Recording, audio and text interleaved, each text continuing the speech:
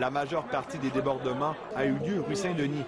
Des terrasses ont aussi été vidées par les policiers, comme on peut le voir sur ces images captées par la caméra de surveillance du Saint-Boc.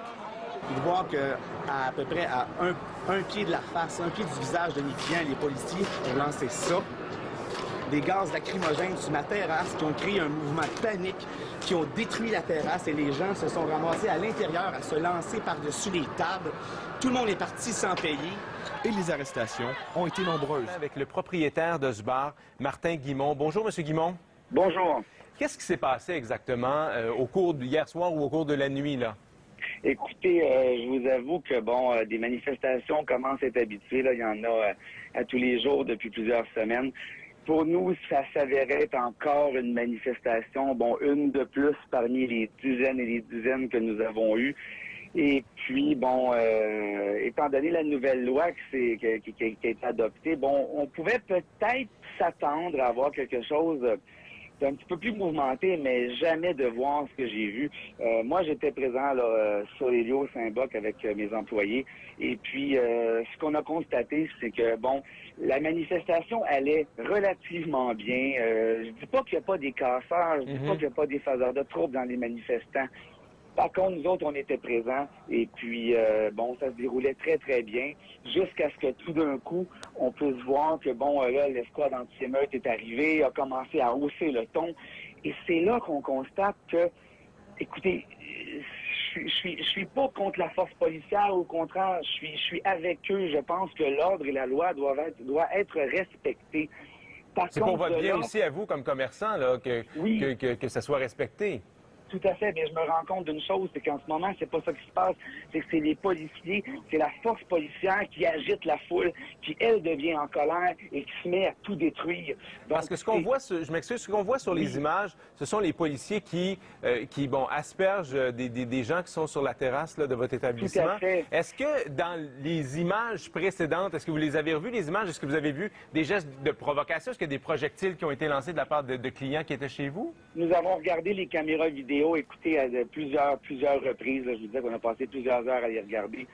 Et puis, pour vrai, je pense qu'il y a... Écoute, de ce que j'ai pu comprendre, c'est qu'il y a un client qui aurait insulté la force policière et qu'à partir de là, la force policière aurait décidé de venir sur la terrasse sans mandat, évidemment, pour prendre l'individu et vouloir le sortir de la terrasse. Et à ce moment-là, ça a dégénéré. Ils n'ont pas été capables de le sortir. Et je pense qu'ils ont dû être frustrés parce que ce qu'on voit sur les caméras, c'est vraiment épouvantable. Ils ont dégainé et ils ont tiré une bonbonne lacrymogène sur ma terrasse à 6 pouces du visage de mes clients. Ça a créé une émeute. Les clients se sont tous levés et se sont dirigés vers l'intérieur comme si on était vraiment en période de chaos total. Beaucoup de dommages à l'intérieur, les tables ont été brisées. Les gens se lançaient littéralement à travers le bar, à travers les panneaux, à travers les murs, comme si les gens étaient en instinct de survie pour pouvoir vivre. Nous avons perdu plusieurs milliers de dollars parce que les gens sont tous partis sans payer. Il y a beaucoup de dommages. On voit même sur les caméras vidéo à un instant, il reste seulement 2 individus sur ma terrasse. Peu importe s'ils ont crié des insultes. Vous imaginez qu'en général, quand on crie les insultes, moi, si je vous dis que je ne donne pas, en théorie, ça ne lui donne pas le droit de me blesser. Je ne sais pas comment ça s'est passé. Bien, il y a 2 individus sur ma terrasse qui ont été aspergés de poivre de Cayenne et c'est rentré à l'intérieur du bar. Les clients ont été littéralement aspergés. Ça sent encore. Il va falloir qu'on fasse décontaminer les lieux. Les employés ont reçu les bonbonnes de gaz lacrymogène sur eux, ont été aspergés de poivre de Cayenne.